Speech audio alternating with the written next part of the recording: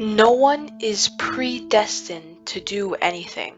It's in our own hands to change our lives from day to day. You choose your lifestyle, your life, and make it great. Not only was Longhands a young pirate boy, he was also the son of a pirate, the grandson of a pirate, the great-grandson of a pirate, and so on.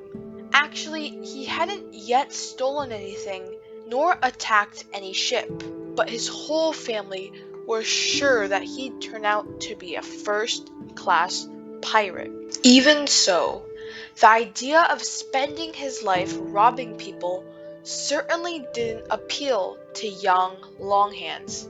He knew this because when he was a toddler, one of his cousins had pinched one of his favorite toys, which made Longhands really suffer.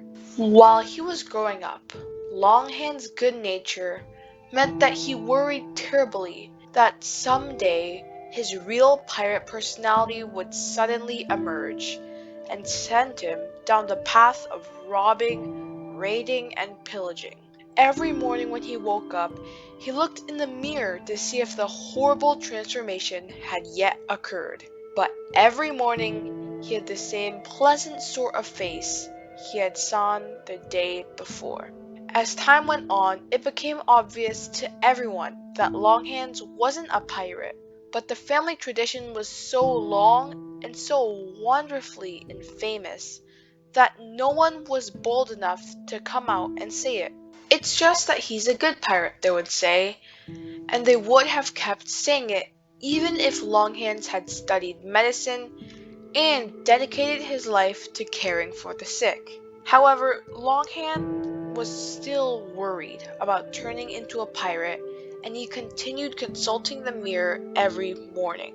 One day, though, seeing that he was now an old man, and having seen his children and grandchildren, none of whom who had become pirates, he realized that neither himself nor anyone was ever forced to be a pirate, whether from natural forces or from duty.